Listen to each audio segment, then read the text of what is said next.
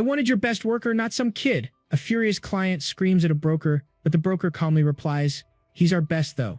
The client's massive bodyguard cracks his knuckles. He's ready to teach this kid a lesson. Oh my, what on earth should I do? The kid mutters sarcastically. Then, bam, a massive blue aura explodes from his body. Folks, this is Jerong, high school student by day, dungeon smuggler by night. So why is this high school student working illegally in the shadows? The answer lies with the man he's trying to save. See, one day the world changed. A cosmic disaster called the adhesion phenomena fused our world with a monster-infested one. Portals ripped open, and monsters poured out, turning huge parts of Earth into dungeons. In the chaos, a few humans awakened incredible powers. They were called adventurers. The first of them, the first generation, were absolute legends who fought to save humanity. And the greatest of them all was Yu Sung, the Dragon Slayer, the first man to ever hunt a dragon. He was basically the all might of his era. He was also Jerong's father, a hero until he was betrayed, poisoned, and left to rot in a hospital bed. And to keep up with the bills, Jerong works in the shadows as a dungeon smuggler, where the money is good and the risk is everything. But to the rest of the world, he's just a normal high school kid. And here he is one day walking home with his friends. Suddenly, a massive military convoy rolls down the street. Everyone stops to watch. You do not see this every day. What's all the fuss about? One of the students asks. His friend points out the logo on the trucks. These kids are from Warrior High School. This school is so elite that they do actual dungeon runs for their tests. One guy is shocked they get approval for something so dangerous, but that is just how confident the school is. Suddenly, a loud scream cuts through the air. Nope, not a monster attack. It is just a group of schoolgirls fawning over someone. Sitting on a bench is a handsome young man with blonde hair and elf ears. That is Diav Choi, son of a famous adventurer and an elf. A total genius who at just 17 has already cleared 14 dungeons. A total Chad. As the girls keep screaming, one of the guys gets annoyed. They're not stars, they're just high school kids. Whatever. You're just jealous, his friend replies, then changes the subject. He asks Jerong if he's coming to hang out later. But our boy declines. He's got work. Friend 1 tries to convince him to skip work, but friend 2 quickly pokes him. Jerong isn't just working for fun, he has to. He gets a message from his chief. The message is simple. Come in, we have work to do. As Jerong walks away, Diav Troy, the elf prince, suddenly catches a glimpse of him and looks confused. He watches Jerong disappear down the street, looking puzzled. His companion asks if something is wrong, but Diav just says it is nothing. Sure it is. Meanwhile, Jerong continues on his way, pulling an earbud from his ear. He sighs, muttering to himself, I do not want to work. Same, buddy. Same. He arrives at a rundown building with a derelict subway entrance, ducks under some caution tape, and heads into the darkness. Down below, his boss, the broker Im Jae-won, tells him to say hi to the client for today's job. The client, a bald man in a suit, absolutely loses his mind. He shouts that he wanted their best worker, not some kid. The client is furious, screaming to get Jerong out of his face and bring someone who can actually do the job. He threatens to make them regret it. Jerong finally speaks up, but not to him. He addresses the huge bodyguard. Hey, big guy. Jerong pulls down his hood. I guess you were an adventurer. You look stupid behind him. Oh, shots fired. The client is stunned. The bodyguard tells his boss to stop talking and he'll handle it. He cracks his knuckles as a green aura flares up. He says a broken arm and a leg should teach Jerong a lesson. Folks, this is Lee Pilju, a retired adventurer with a record of 81 dungeon runs. The client is thrilled by this, cheering on his bodyguard. Jerong just watches calmly. He taunts Jerong, telling him to beg for his life, all while Jawan just keeps smoking, enjoying the show. And Jerong's reply, oh my goodness, what should I do? I do not remember how to beg. Then, bam! His eyes glow as a massive blue aura explodes around him. My friends, this 17-year-old kid has cleared a whopping 371 dungeons. Who's the noob now? But just as our boy is about to unleash heck, the author hits pause for a quick lore drop. So, what exactly is a dungeon smuggler? Let's find out. See, every day, brave adventurers go into dungeons to fight monsters and get loot. If they win, they're rewarded with all sorts of amazing treasures. You know, the good stuff. However, before they can leave, they have to hand over all their shiny new toys for inspection.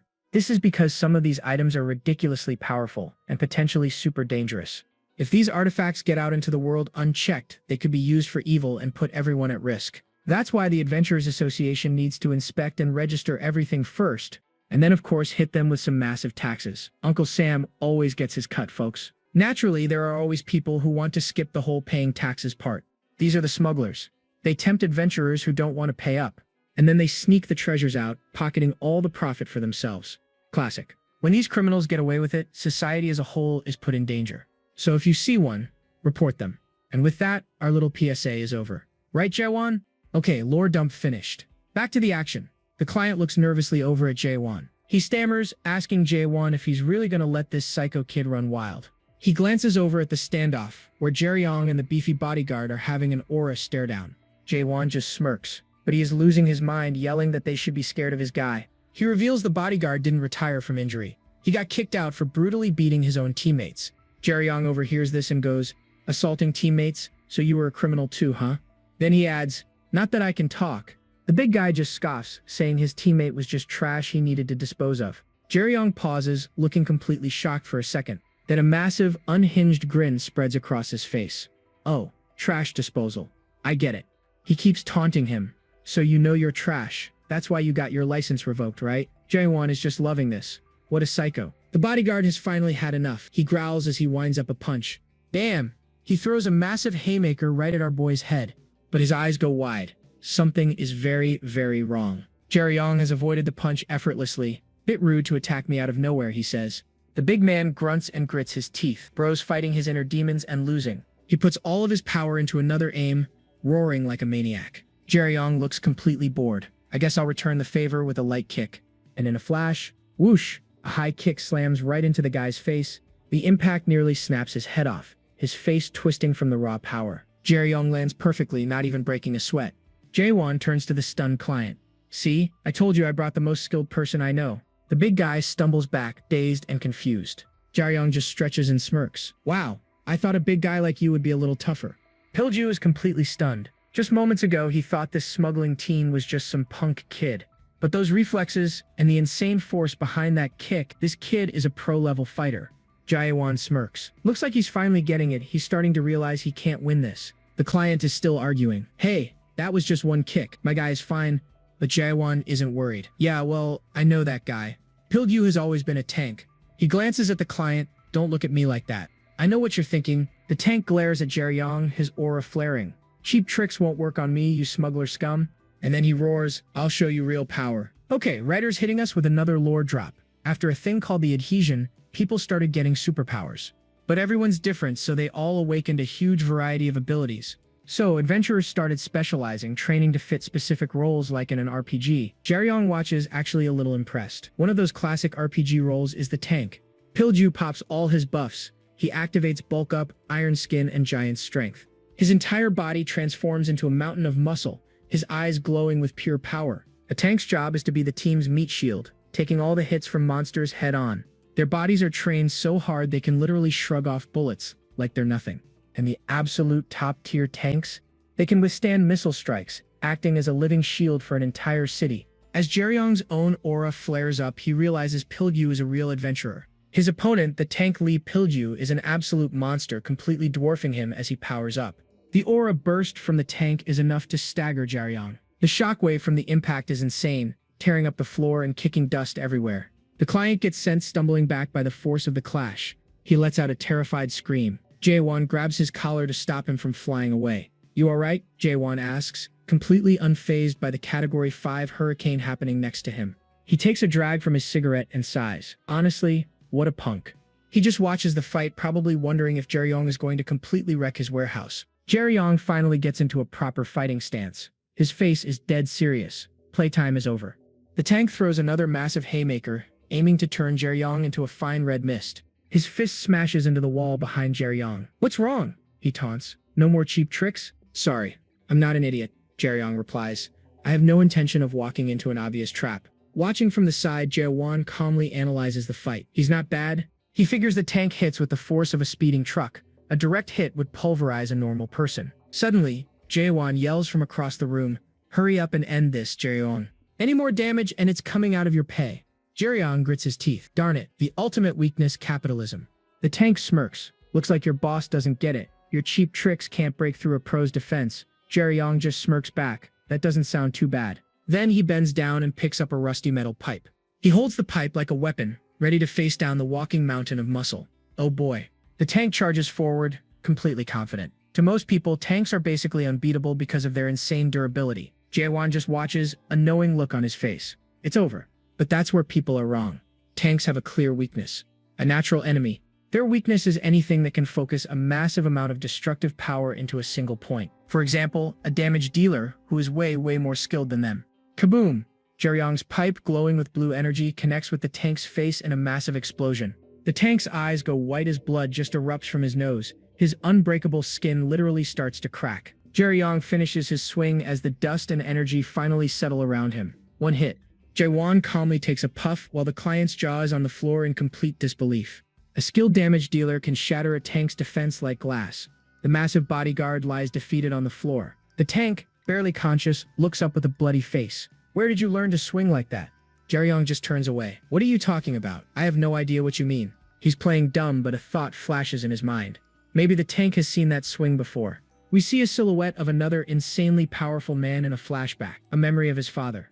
And we end on one last lore drop. Adventurers are ranked from gemstone up to gold, but the top 100 are called rankers, with special color ranks. They're in a league of their own.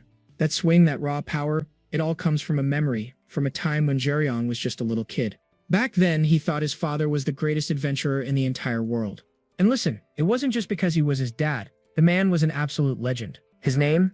Yu Seong. He was one of the originals, an OG who was there when soldiers first threw down with actual demons. People call them the first generation's heroes. Basically the first ever adventurers to log into the game. To us, it all sounds like some epic tale you'd read in a history book. But for the people who lived it, my friend, it was pure, unfiltered hell. See, back then there were no strategy guides. No one knew what dungeons were or what kind of nightmares were waiting inside. They were just walking in blind, bumping into horrifying things like this Gekamulith.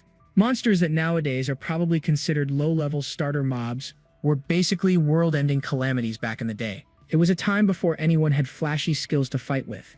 Forget about legendary items too. Even their best titanium swords would just melt like butter. In a situation that desperate, all they had to rely on was pure, stubborn grit. The first generation grinded it out through trial and error, risking their lives with every single step. You think they'd get a break after clearing a tough dungeon, right? Nope. Waiting for them right outside was something even worse. Talk about unfair spawn points. But the survivors passed on everything they learned to the next generation. And through all that sacrifice, they became true heroes. Yu Seong even earned a title, the Dragon Slayer. Yeah, you heard that right. He got that nickname for being the first person to ever hunt down a dragon. The entire world lost its mind as he became Asia's #1 adventurer. And this absolute unit was Jerong's father. He respected him more than anything. He'd watch him train every day, completely starstruck by his old man's power. Jerong truly believed his father was invincible, untouchable. But then for the first time, he saw his hero fall. The cause? A simple, deadly poison. During one of his dungeon runs, his father had been hit with something nasty. He tried to fight it off, but after decades of pushing his body to the absolute limit, he had nothing left. And get this, the colleagues his father trusted with his life came to visit. But they weren't there to help. They took his money. For years, he was left with absolutely nothing, suffering from the poison and the betrayal. After the world completely forgot about the Dragon Slayer, this is what became of him. He lost everything. A legendary hero nerfed by poison and left to waste away. And now, in his place stands his son, looking down at a man he just put on the floor. His father's story might be over, but Jerong's is just getting started.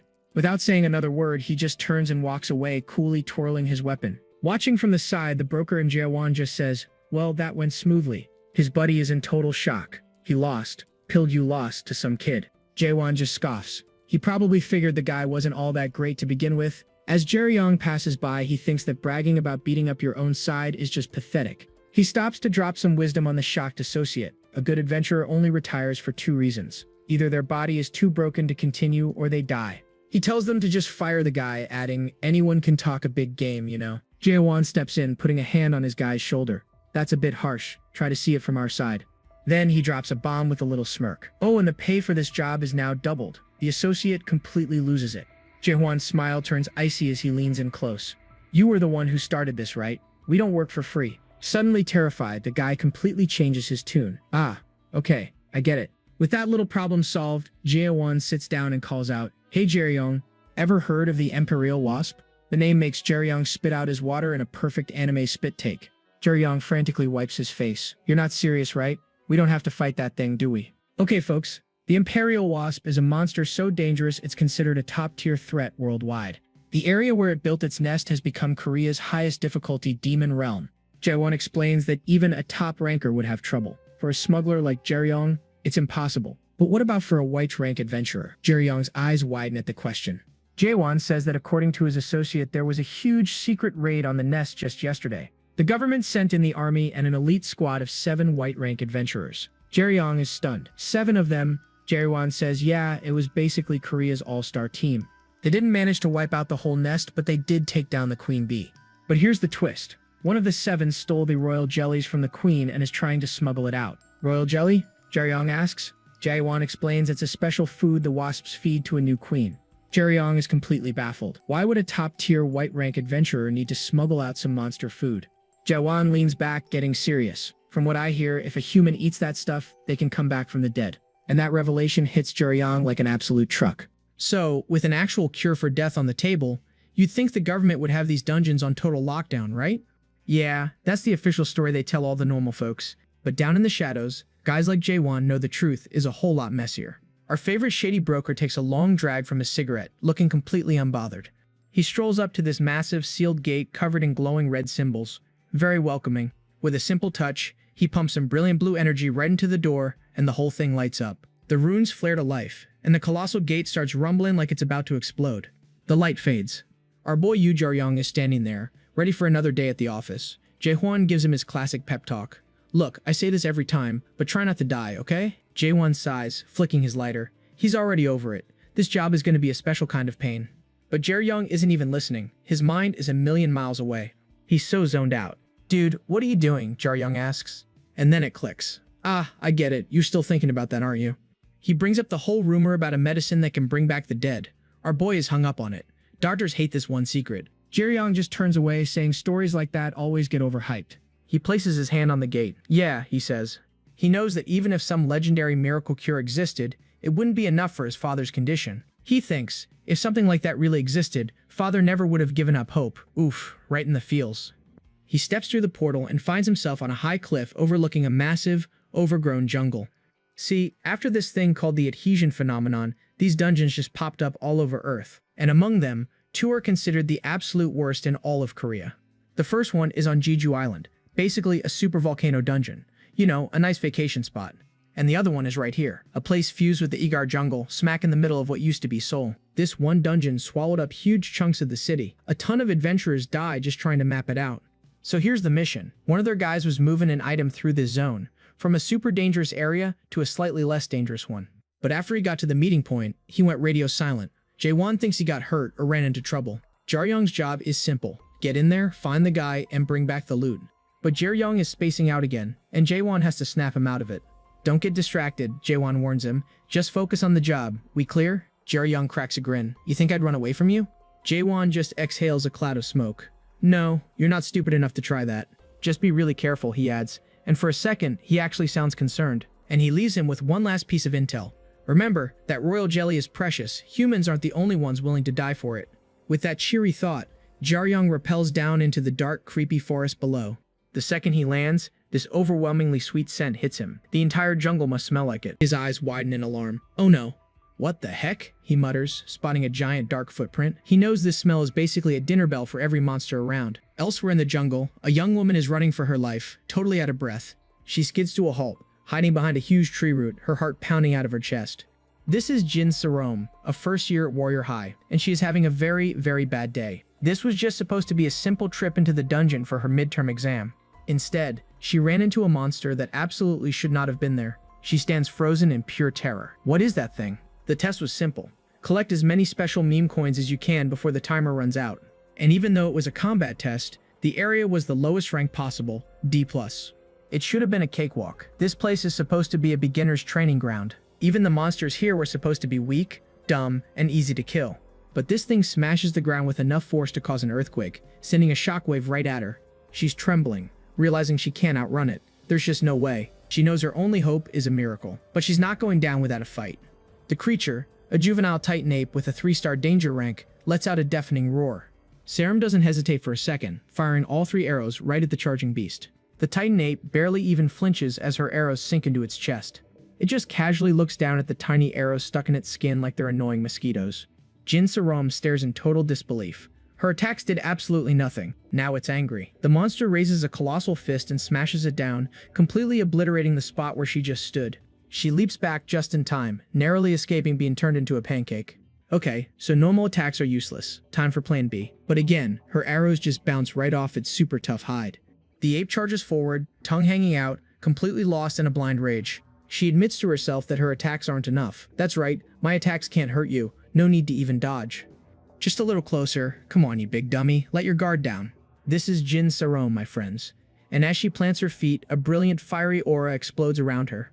She's a magic ranger, a class that can imbue magic directly into their arrowheads. And she unleashes her ultimate skill, Flame Bombardment. For a magic ranger, the possibilities are pretty much endless. Fire, ice, you name it.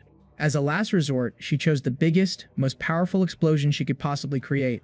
A blast like that should have been more than enough to take out any monster with a 3-star rank. But of course, it wasn't. The creature is standing in the middle of a brand new crater, looking down at her like she's a bug. Her heart just sinks. It dodged. It jumped before she even fired the arrow. This thing has brains. With no other options, only one thought is left in her head. I need to run.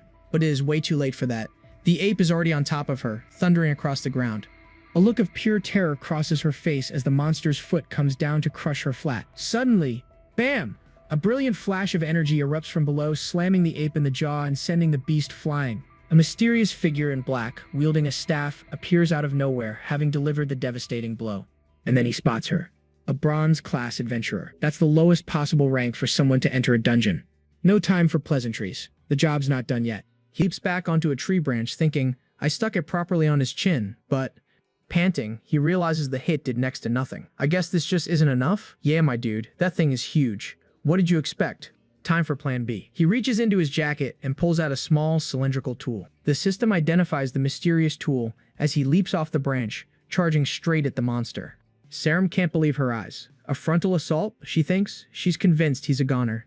She thinks, that's impossible, he's going to die, as the monster prepares to swat him like a fly. But Jerong just screams back at her midair. Close your eyes. She flinches at his command, probably wondering what fresh madness this is. As he gets closer, he takes a deep breath and aims his secret weapon. He clicks the device, and a brilliant light erupts from its tip. Kaboom! The entire area is engulfed in a blinding flash, stunning the monster instantly. Sarum shields her eyes, wincing from the intensity. Hope you close your eyes too, folks. The poor monster's vision completely whites out. Its brain turned to scrambled eggs. Breakfast is served, apparently. Jerong lands smoothly and immediately complains. Geez, I used them all up, even though that was my last one. A handy system window tells us he just used a stunning torch. It's a tool made from the scales of a flickering fish, a rare creature from deep-sea dungeons. This thing was once a favorite among adventurers for its powerful, low-cost stun ability. But it was so overpowered that it was literally breaking the game's balance, so it got nerfed. As a result, its production and usage are now strictly banned. Our boy is using illegal mods. Sarome, having recovered, calls out to him. Look here, you. He turns his back on her. If I've done this much for you, you ought to take responsibility for your own life. You only have a few seconds left. His thoughts reveal a grim reality. In a dungeon, adventurers don't help each other unless they're provoked. A flashback to his broker, Jaewon, confirms this. Frankly, it's because we're like cockroaches. Jaewon continues, did you know? The bounty on smugglers is pretty sweet. If you mess around carelessly, you will just get stomped. So basically, mind your own business. Suddenly, Jerong whips his head around, sensing something behind him. It's Sarome. And she's not running away, she's running deeper into the forest. She's running for her life, panting heavily. But where is she going? In a flash, Jerong disappears from where he was standing just as an arrow whizzes past. She turns around, totally confused. Huh? He suddenly disappeared? I'm sure he was right in front of me just now. Before she can even blink, he's on her, grabbing her shoulder and slamming her forward. He snarls, pressing his staff to her throat. You're so stupid. Hey, what are you doing? She gasps, trying to explain. I wanted to thank you for saving me. Yeah, nobody's buying that. He's definitely not buying it. Are you messing with me? Do I look like a fool to you? So she comes clean. That's not the only reason why I came. I'm well aware that you're a smuggler. That's why I want to offer you a job. Well, that's a twist. Blackmail and a job offer all in one.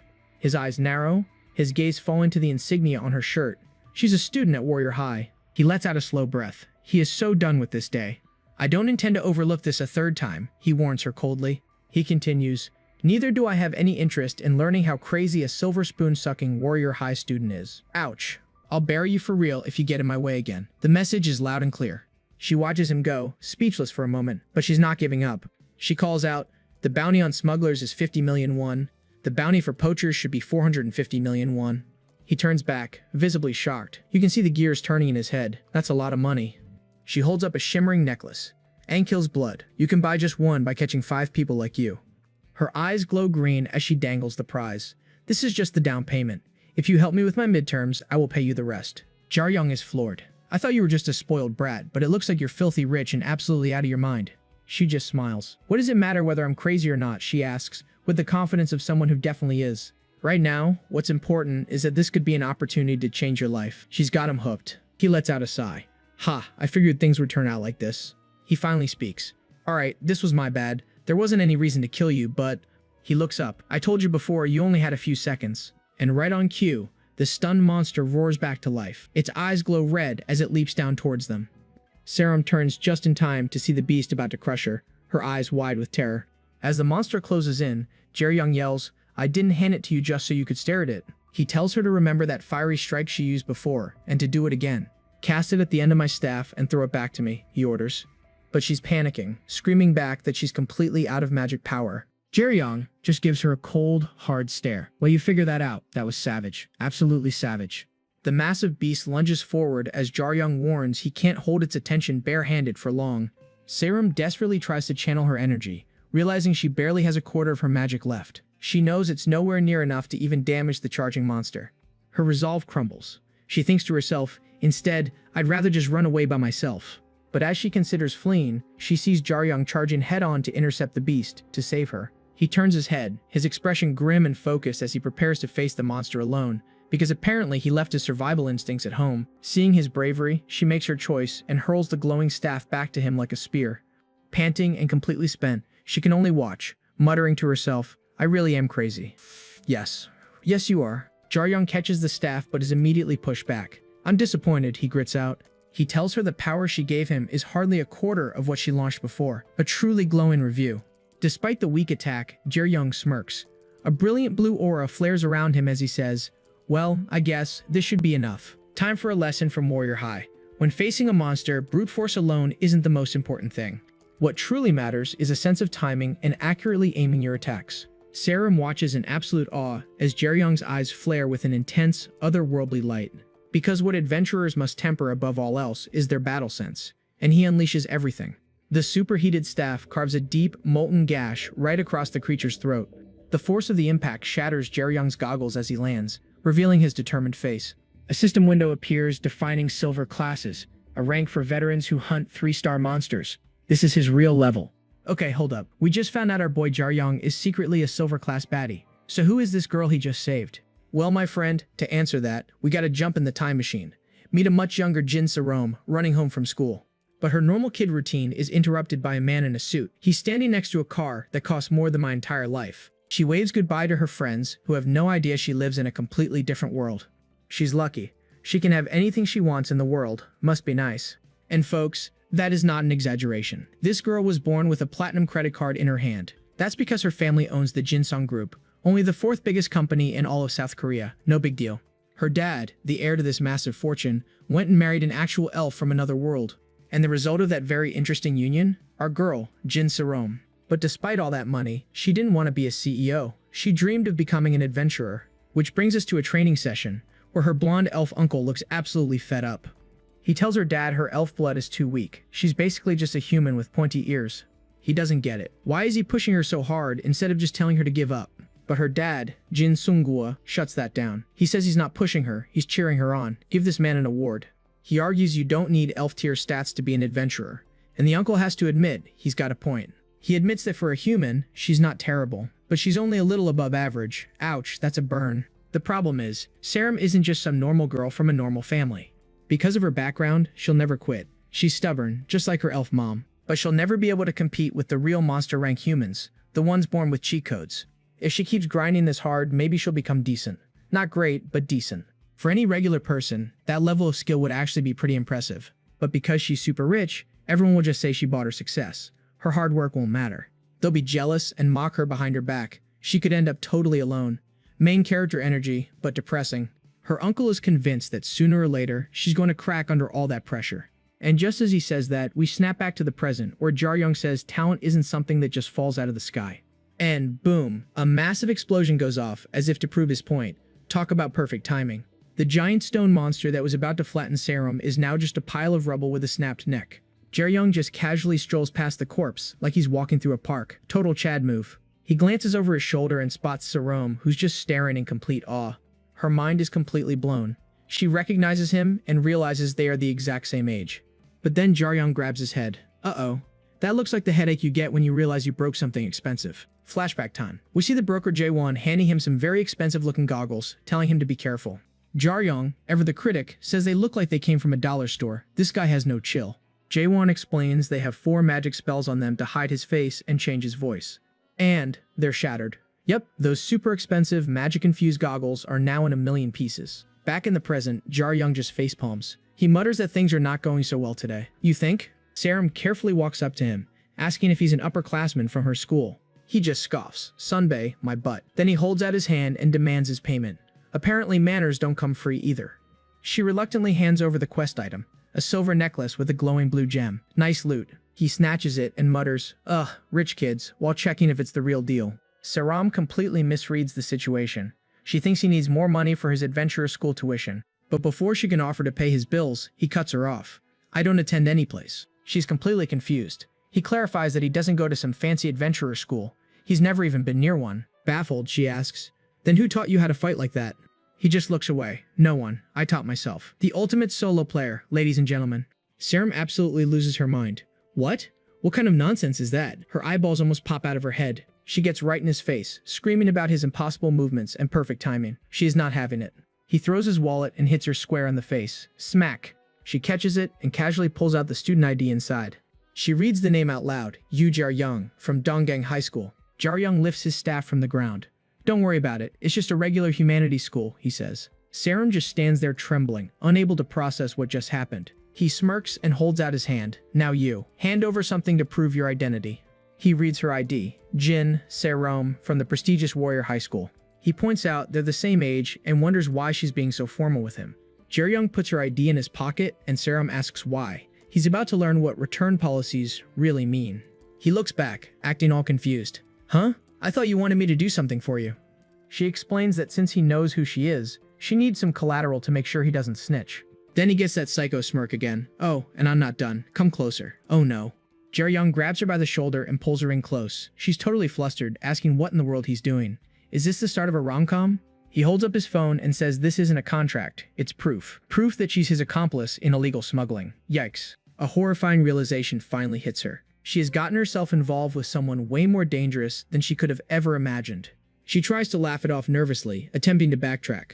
Haha, but it is way too late. He shows her the selfie he just took of them smiling with the dead monster. This guy is unhinged. And to really rub salt in the wound, a system window pops up defining the gold class. The top 10% who solo 4-star monsters.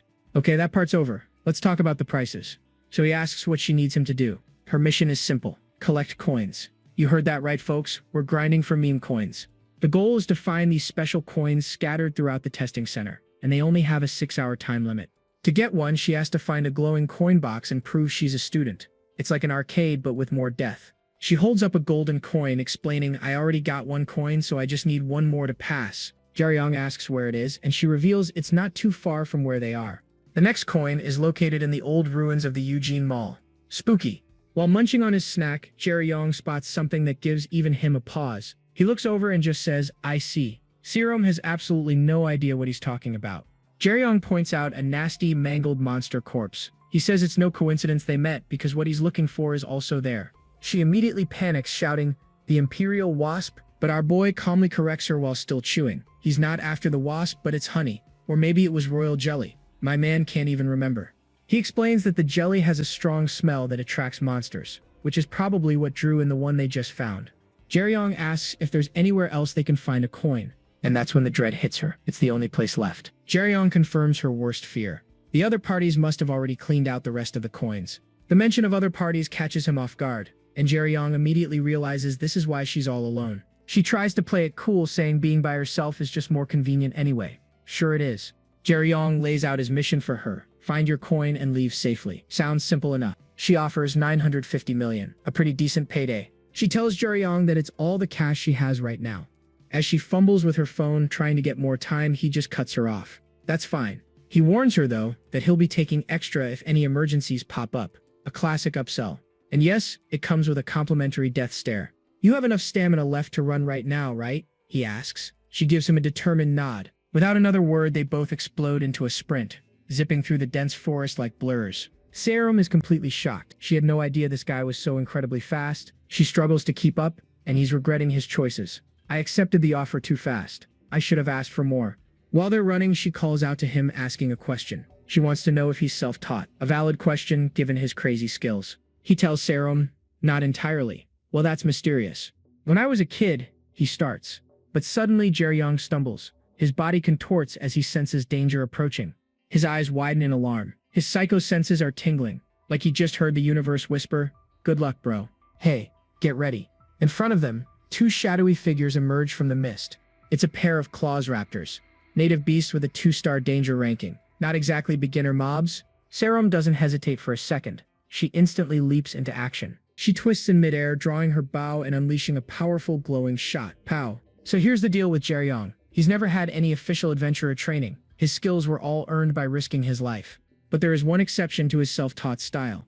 And you know what that means. It's flashback time. We see a young Jerong peeking around a corner being a little spy. When he was a kid, he secretly watched his father's movements.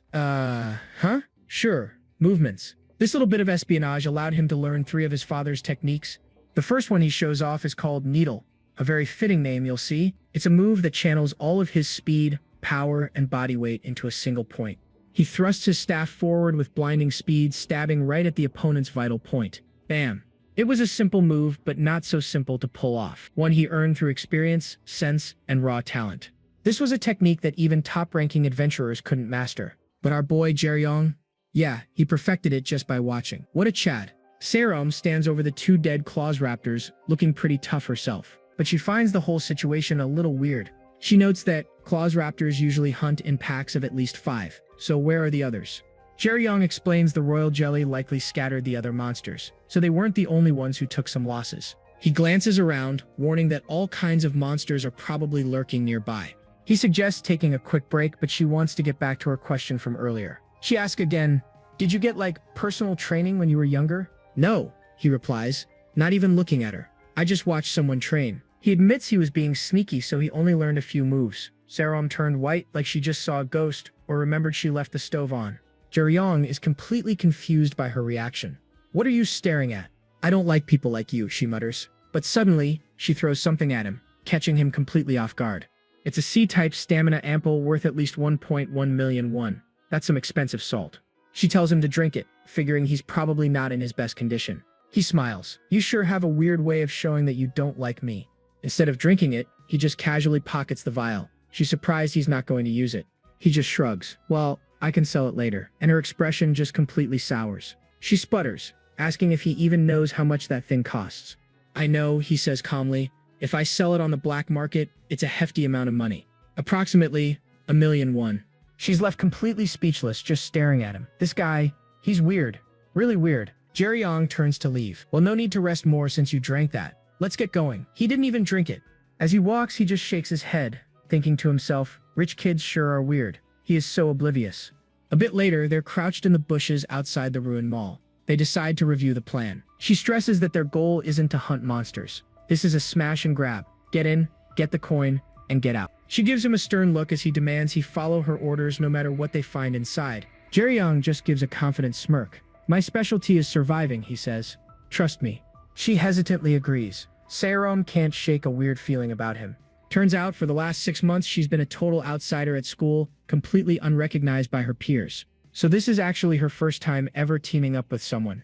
Jerong, meanwhile, is completely oblivious to her inner turmoil and just says, "Let's go." She snaps out of it and follows him as they walk towards the vine-covered entrance of the abandoned mall. They step inside. The place is a complete wreck. It's dark, dilapidated, and eerily silent. But the silence is shattered by whatever they're seeing, causing both of them to freeze in shock. "What is this?" Serum whispers, her face pale with horror. Even Jerong is sweating, admitting he has no idea. He has never seen anything like this before either. The camera pans out to reveal a gruesome slaughterhouse. The mall's main floor is a massive pit filled with the bloody remains of countless monsters. They step into what looks like a butcher shop's worst nightmare. I mean, the sheer amount of monster guts would make a horror movie director blush. This is way beyond just a simple dungeon crawl. This is a full-on massacre. Serum is completely freaking out, saying these monsters are way too high level. Even the pros would have a tough time here. She stares into the dark building, wondering what kind of absolute beast could have caused all of this. But Jerong, our resident psycho in training, just tells her to get a grip. He's like, yeah, it's a little messy. So what? He reminds her that nothing has changed. They're still here for the mission. This guy has ice water in his veins, I swear. Just as she's calming down, her eyes go wide with shock again. And this time, it's personal. Because Jerong isn't just watching. He's standing right in the middle of a fresh pile of monster parts, having just finished his own little party. Suddenly, a survivor lunges. Its nasty bladed tongue whips through the air, aiming straight for Jerong's face. He dodges just in time, but the monster's tongue wraps around his spear. Not good. The creature gives a massive yank, pulling Jerong right towards its gaping mouth. Looks like he's about to be lunch. It's a trap. Jerong lets go, and the spear rockets forward, impaling the monster right through its own head. Ouch. And for the finisher, he twists midair and delivers a devastating axe kick. Crack. The monster's skull just pops like a balloon. His companion can only stare in absolute awe. Jerong just lands without a scratch and casually pulls his spear out. The creature's will to live was scary, but then he hits us with a shocking twist. He kept it alive on purpose. He explains that slasher lips scream when they die, so he used it as a living doorbell for anyone else lurking around. Confused, Serum asks him who he was trying to warn. Who else could possibly be here? And right on cue, a new voice calls out from above. Me. Serum wonders if he's just another adventurer. Is this new guy waiting for them? The guy just smirks. He notes they seem a little too young to be smugglers. Uh-oh, he knows something. He spots the school emblem on the archer's shirt and asks if she's from Warrior High. She confirms it, and he gives this cold smile. I see. Too bad you have to die in a place like this. Jerong snaps at her for talking to him. He's not a normal adventurer, he's a villain. He clarifies the guy's purpose. He's here to kill Jerong and steal the royal jelly. The loot goblin has arrived. Jerong confronts him, but the villain just scoffs. He says he only has to worry if he gets caught. The villain grins, saying he has great luck. He just happened to overhear his own comrades planning to smuggle a valuable item. His plan was to ambush the smuggler and take the loot, but he messed up, and his target escaped into this area. And it all clicks for Jerong. The smuggler didn't die from monster poison, he was attacked by this dude. Gripping his spear, Jerong can feel it. This opponent is the real deal. The pressure is insane. This guy's aura is on a completely different level. He's got that same high-ranker vibe as the other top dogs we've seen. Jerong tells Serum to find the coins and run. He's gonna buy her some time. He assures her it should be safer inside, since the villain was kind enough to clear out most of the monsters already. The villain just mocks him. It doesn't matter, I can hear every word you're saying, so creepy. In a flash, the villain attacks. His glowing blade clashes with Jerong in a massive burst of energy. Jerong screams at Serum to get out of there. He yells, "You have to survive so I can get paid." Well, that was enough to motivate her. She finally turns and bolts. The villain just chuckles. She really left. That wasn't a very good choice. With a totally manic grin, he unleashes a furious storm of slashes right at Jerong. Nonsense, Jerong mutters, as a brilliant blue aura explodes around him. It's go time. His eyes are glowing as he meets every single strike with impossible speed. He's moving like a blur. The villain's smug expression just melts into pure shock. He read my sword path? Yup, looks like it. Wham! Jerong slams his spear into the villain, sending him flying back with a huge impact. He lands perfectly, his spear still crackling with blue energy, ready for whatever comes next. The villain, looking a little shaken, finally admits it. You surprise me. He confesses he looked down on Jerong for being young, but now, he's been forced to use his equipment. Jerong stays on guard as his opponent admits he'll have to get serious to take out both of them now. It won't take too long, he declares, as a terrifying dark aura erupts. Oh great, he's got a final form. But while our boy is facing down a final boss, we cut to a totally different scene. In a ruined room, some broker is just casually making instant noodles. Jaewon takes a bite and seems genuinely impressed. He's like, this is actually pretty good. He offers some to his bald buddy, who just gives him the death stare and says, I'm fine. Jaewon tells him to relax, pointing out that the guy they knocked out isn't waking up anytime soon. The bald man is not having it. He calls the unconscious dude a pig who can't even pull his own weight. He just keeps complaining about how arrogant the guy was before he got wrecked. Like the guy's defeat isn't enough of a roast. But Jaewon gives a little smirk. He didn't lose because he was bad, he says. He lost because he had to. Although, yeah, he was bad too. And here comes the lore drop, folks. He says people forget adventurers don't only fight other humans. That guy was a PvE player, trained for hunting monsters, not for PvP combat. He was fighting an enemy he wasn't built for, so of course a smuggler could take him down. The bald dude is shocked. He sputters. But I heard even amongst adventurers. Jaewon gets a sinister look in his eye. You're right, of course, they fight each other. He explains that the higher you rank up, the more common it is to fight over valuable loot. Even your closest allies will betray you for a chance at better gear. It's brutal out there. because apparently loyalty doesn't drop rare loot. His companion is horrified. He asks, do they even kill each other? Well, who's gonna stop them? There are no laws inside a dungeon, Jaewon says. If you say a monster did it, nobody can prove otherwise. You don't even need an alibi. Jaewon continues his lecture. The higher an adventurer's rank, the more they have to train for PvP. He takes a long, slow drag from his cigarette, really savoring the moment. But the class of that guy over there was not high enough, so that happened. He dismisses the whole beatdown as cute, since it happened outside a dungeon. He figures it was just a squabble without equipment. The bald guy repeats, equipment? Jaewon clarifies. He means the armor and weapons adventurers use for hunting monsters. He flicks his cigarette. With that stuff, even our friend over there could have put up a fight. The bald man is stunned. Is it that strong? Jaewon just says, of course. He finishes by saying that for an adventurer, equipment is half of their combat power. And speaking of equipment, Jerong is realizing his last attack landed perfectly, but Dogyun didn't even flinch. Dogyun smirks, his blade crackling with power. Don't think too much. This blade has an upper-level defense. He lunges forward, and their weapons clash in a massive shower of sparks. Boom. Jerong grits his teeth, straining against the raw force of that single blow. That's not very respectful of you, Dogyun growls. To me, and to your life. Dogyun's strength is just on another level now, sending Jerong sliding backward across the pavement. The two of them stand apart, the air crackling with tension. Round 2 is about to begin. Dogyun unleashes a furious assault, his sword a blur of dark, chaotic energy. One of the strikes gets through, slicing a thin, bloody cut across Jerong's cheek. Dogyun laughs like a total psycho. Haha, what's wrong? Fight back like you did before. But fighting back is impossible. See, Dogyun is wearing the Shade Jacket, an A+ rank armor. It literally consumes the user's blood to boost their stats and create a powerful defense. It's a perfect berserker build. Jerong knows a reckless fighting style like that has to have some openings. But if he messes up his counter even once, he's totally finished. As Dogyun swings again, Jerong dodges to the side, looking like he's going for a counterattack. And Dogyun's face splits into a wicked grin. You fell for it. Jerong is on one knee, looking defeated. Dogyun gloats that he lasted a while, but then he stops. He sees something. Jerong catches his breath. Is today some kind of special day? He rips off his shredded jacket, and his shirt underneath is barely damaged. I like that jacket, he says with a smirk. But you're not as strong as I thought you were. Jerong admits his aura was scary at first, but seeing him struggle against an unequipped high schooler is just pathetic. Then he drops the ultimate gamer insult. Aren't you just getting carried by your equipment? Oh, you can literally see Dogyun trembling with pure unfiltered rage. Not today, Satan. And he finally snaps. You mother fudger. But this was Jerong's plan all along. He knows that Dogyun is the one in a rush here. Dogyun's mission is to take him down, then hunt down and silence Serom, the elf girl. The longer Jerong drags out this fight, the sloppier and more impatient his opponent will get. Jerong readies his stance, his eyes beginning to glow with a brilliant blue energy. The two warriors charge at each other, one a storm of red, the other a typhoon of blue. Their weapons meet in a cataclysmic explosion that shatters the ground around them. When he was young, Jerong learned a special move. He called it the second technique. A massive wave of blue energy erupts from Jerong, completely engulfing Dogyun. It's a move he can't do on his own. He had to absorb and redirect his enemy's own power against him.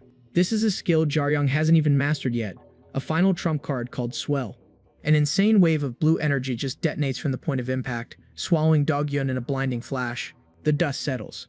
But the blowback was intense. Jerong is bleeding from the strain.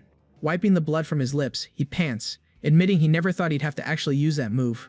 But as the smoke clears, a figure emerges. Dogyun scoffs, to think a pro adventurer would just charge in over and over. Jerong is stunned he's still standing, but he tries to bluff. Give up. Your time is over. He's now cockier than a cat in a room full of laser pointers. Dogyun is not impressed. His mask is shattered, revealing a furious, bloodied face. Bug off, cocky kid. But what is he doing? He grips the knife tight and plunges it right into his own stomach. Jerong just stares in disbelief. What in the world is this guy thinking? Dark, bubbling energy pours from the wound. Dogyun glares with pure hatred and vows, I'll make sure to kill you. Meanwhile, while Dogyun is busy summoning his inner demon, the elven archer Jin Serom is upstairs. And there it is. Her objective. A giant, glowing blue cube just vibing in the middle of the room. She places her hand on it, and a system confirms her identity. Yep, that's her. Number 27-037. Phew. She breathes a huge sigh of relief. I found it. Now, I just have to return. But her victory lap is cut short by a familiar idiot screaming from the battlefield. She remembers Jerong yelling, Stop staying here and run, you idiot. You have to be fine for me to get money.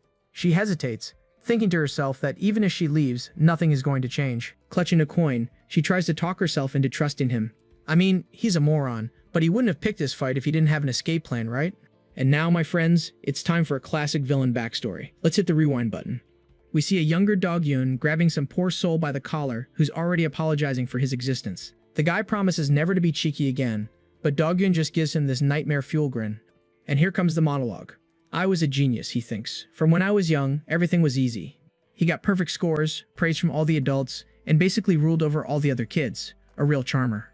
But even for Mr. Perfect, there was one thing he just couldn't achieve. Boom. A rejection letter from the prestigious Warrior High.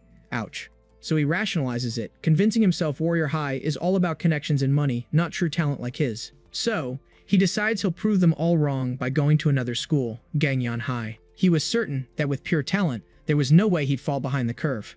And you know what? He was right. He absolutely dominated the overcoming hardship test, taking first place with ease.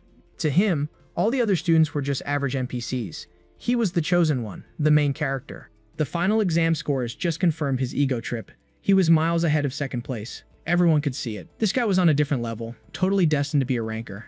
Fast forward to graduation, and of course, he's the valedictorian. An old instructor shakes his hand, telling him to keep going and not get a big head. But Dog-Yun is already thinking, look at this washed-up trash teaching kids. What a nice guy.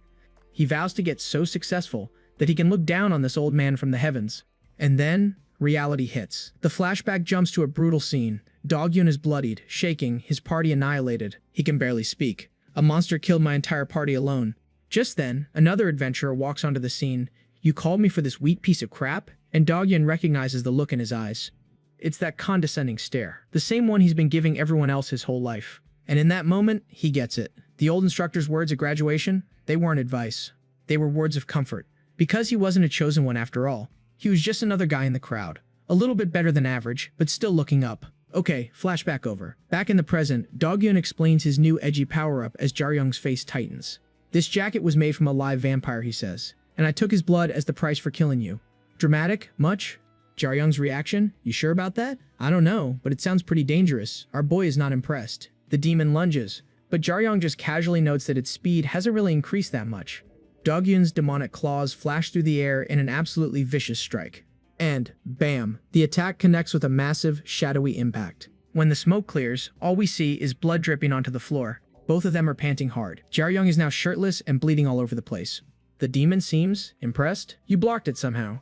Great reaction speed, amazing talent.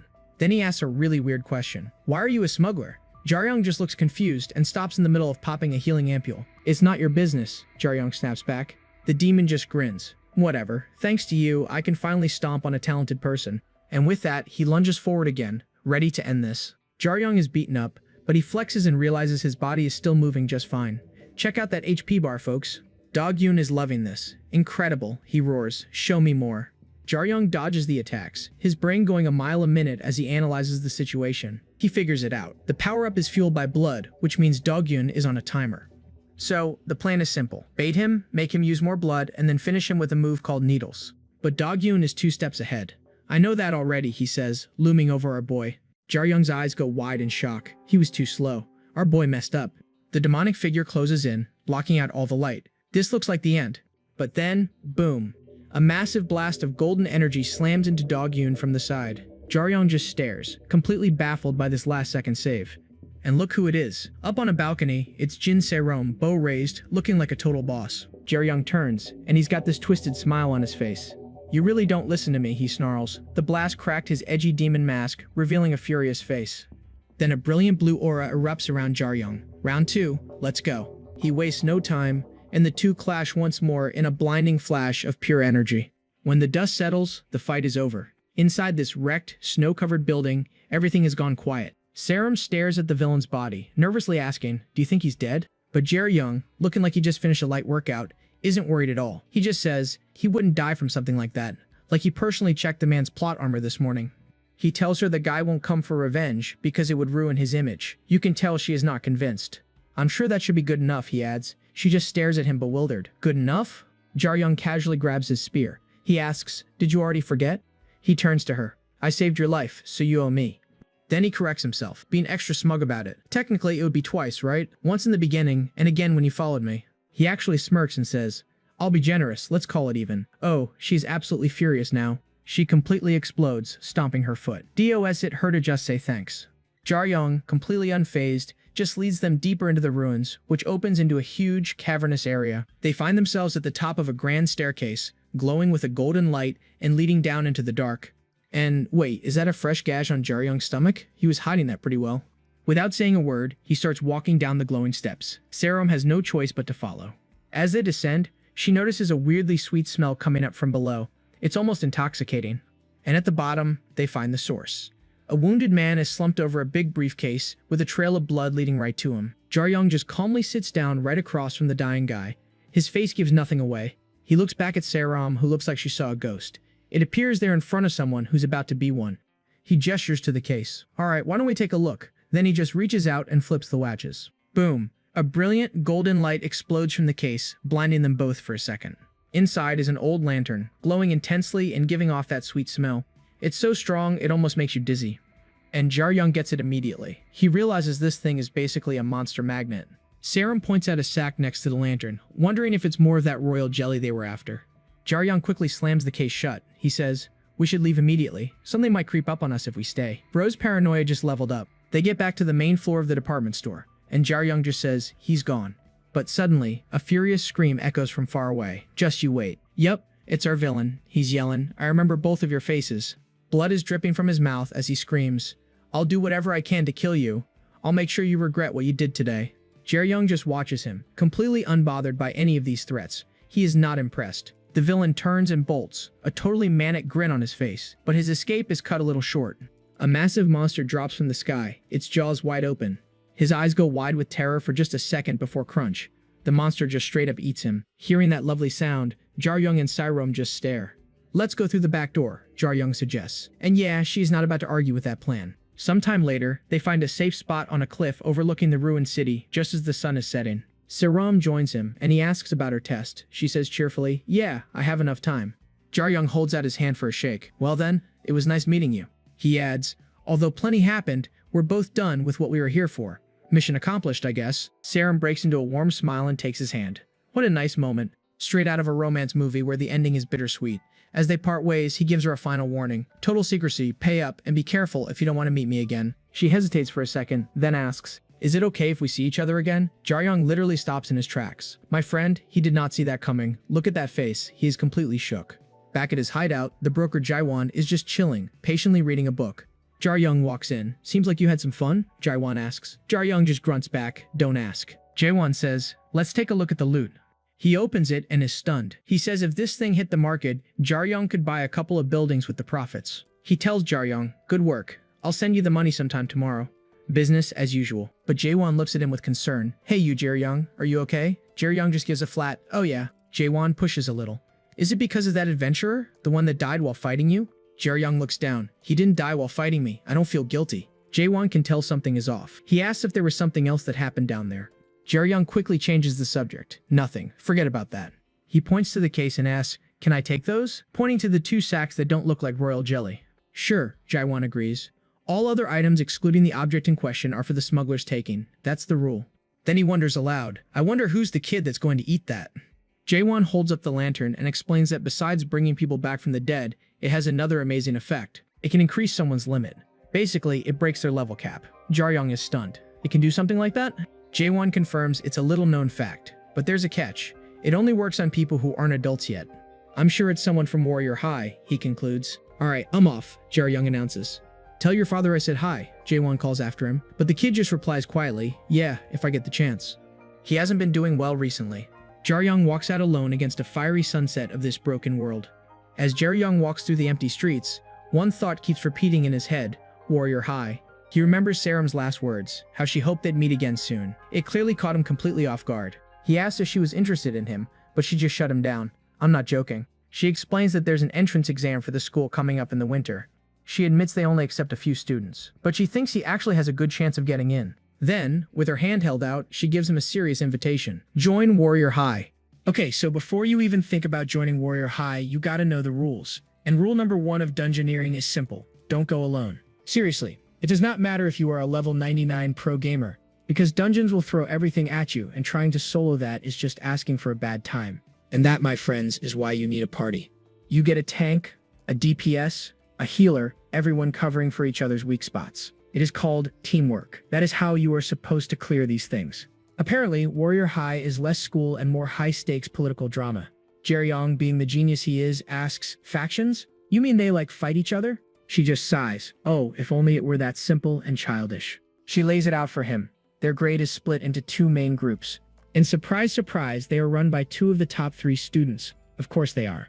So Jerong connects the dots. Students party up within their factions, and she is not in either one. And the teachers just let this happen? He asks. She is just like, nope. So basically, finding a team is your own problem. The school has a real hands-off policy. She can already see the judgment in his eyes. I know what you are thinking, that I just lack skill. Look, I know I am not going to be the top student, she admits. Jerong just listens, probably thinking the same thing. But she feels like she should at least be able to find a party. I mean, even the kids outside the main factions have their own little groups. But her problem is personal. One of the faction leaders has it out for her. This leader does not make it obvious, but she is pulling strings in the background to make sure Jerong is totally isolated. Jerong, with all the tact of a brick, just asks, so what did you do, steal her boyfriend or something? She immediately shuts that down. For now, she is barely scraping by as a solo player, but she knows that is not going to fly in the higher grades. And that is why she is here. She looks him dead in the eye and says, that is why I want to hire you. You can see the desperation in her eyes. With his insane skills, maybe, just maybe, she thinks she can actually survive this. A little later, we see Jerong back in his sad little room, patching himself up. He sits on his bed, thinking about her offer. What a weird girl, he thinks. Alright, we zoom back to Jerong, who just made it back to the dungeon barrier. And man, this place looks seriously creepy.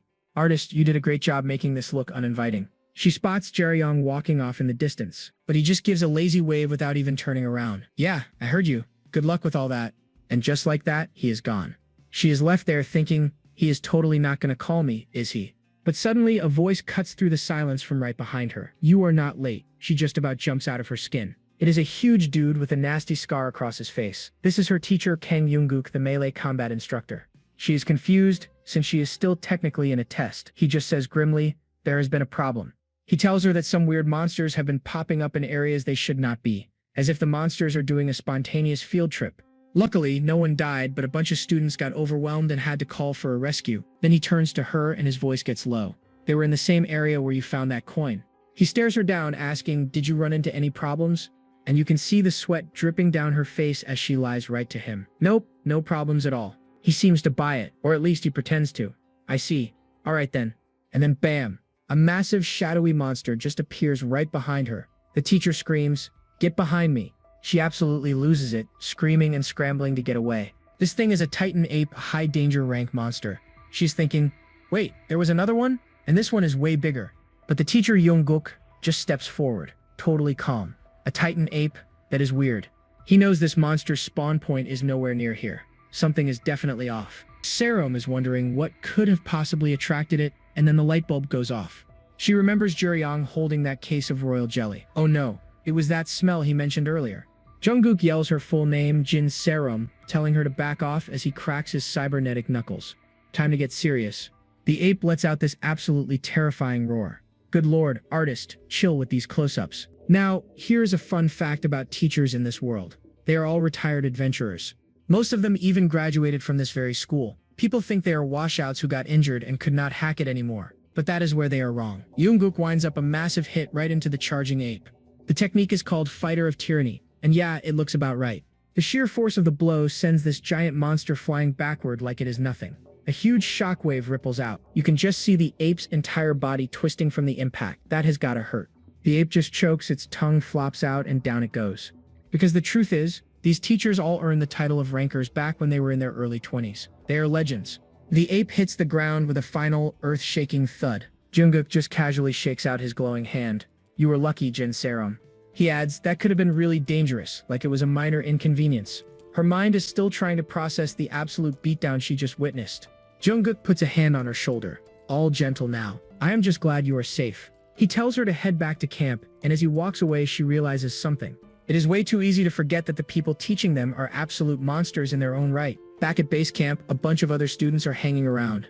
One of them asks what is going to happen to the kids who called for a rescue. The answer? They get to do it all over again.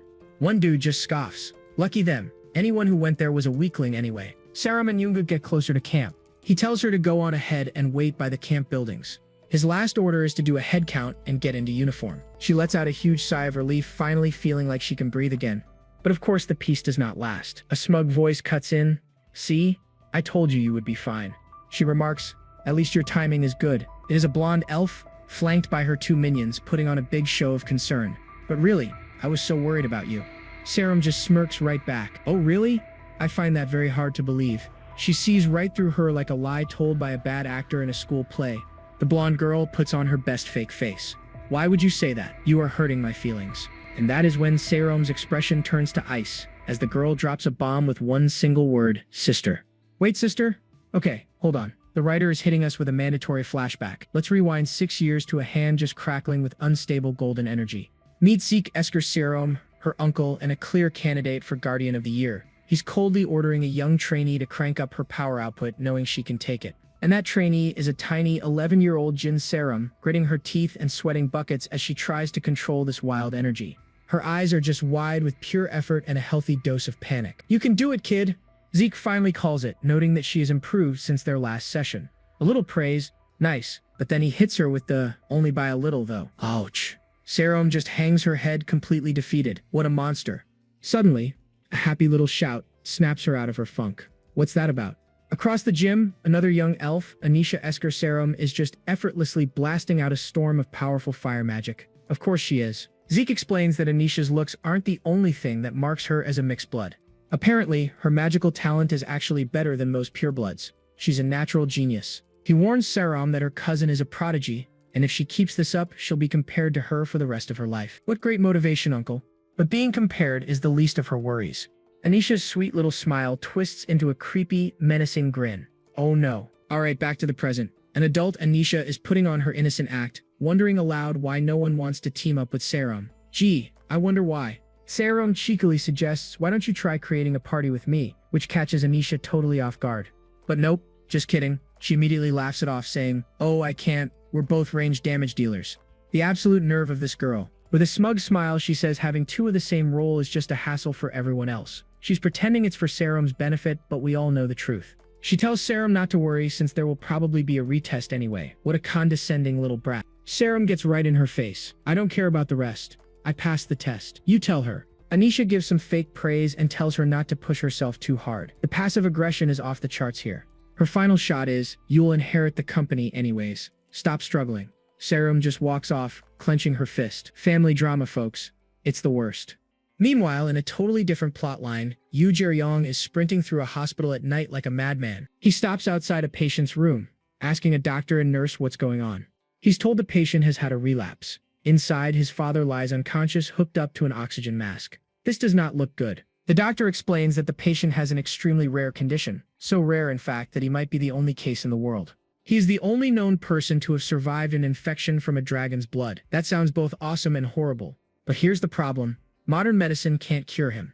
All they can do is suppress his pain with medication. And that medication requires a very specific ingredient, the milk of an extremely dangerous monster. Of course it does. It must be from a sky tiger, a 4-star danger rank monster.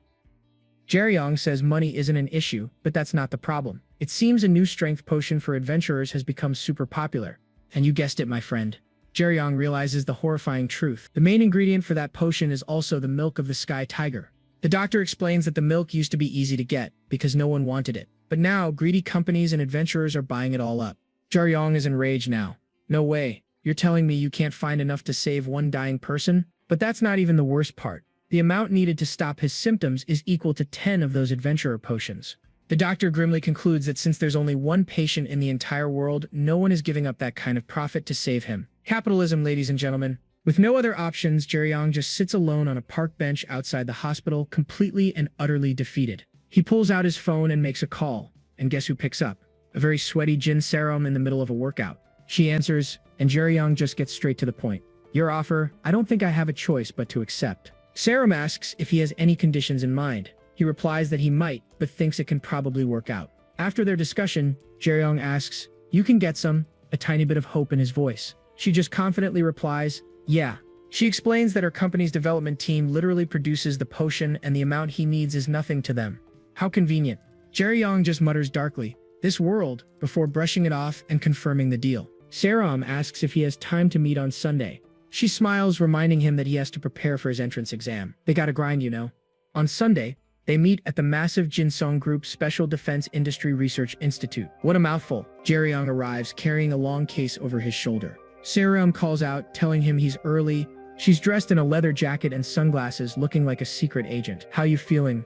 She asks with a wave. Jerong asks what they're doing here. We're here to measure your potential, she replies. That sounds ominous. She gives him the rundown. After the world changed, people got powers. Before that, normal humans had D-rank stats across the board. Basically, we were all useless. Back then, getting a single stat to C rank made you a genius, and anything beyond B was considered superhuman. She says the bare minimum to be an adventurer is a C rank in the 5 main categories, flashing her own impressive stats with B rank intelligence and A rank patience. To even get into Warrior High, you need at least 3 B ranks. And right on cue, a stat block appears next to Jerong with question marks for all his stats. Jerong just scratches his head. So it's like getting my physical done? Oh, you sweet summer child? Serum says it's simple when you're little but gets more complicated after puberty. Jerong looks at her, confused, asking what she means by that. Next thing you know, Jerong is geared up in a high-tech suit and helmet. He sighs, realizing he should have known something was up when she asked how he was feeling. Because this isn't just a simple stat check. Nope, he's standing in front of a massive combat robot. Good luck, buddy. But you know what? He's not even mad. Jerong just smirks, getting ready for a fight. After all, he's been pretty curious himself about his own potential. Let's see what our boy can do. And his opponent? Oh, just a massive hulking golem with a single creepy glowing blue eye. Meanwhile, 2 women are watching all this go down from the safety of a control room. Classic. One of them, a researcher with glasses, is sipping her coffee. She's impressed, saying most people get scared before a fight like this. She figures he must have some serious resolve since he's planning to transfer. Meet Yoon Yo-min, a golem expert and researcher. Our girl Serum, on the other hand, just laughs nervously in response. She knows her friend is a psycho. With a little smile, Yo-min slams the big blue button on the console. Let's start. Oh boy. The golem lurches forward, charging at Jerong. It's go time. So normally this talent test is usually given to kids in their 6th or 7th year, and they wear special gear for measurements. The whole point is to push these kids to their absolute physical limits across a bunch of different fields. But here's the problem.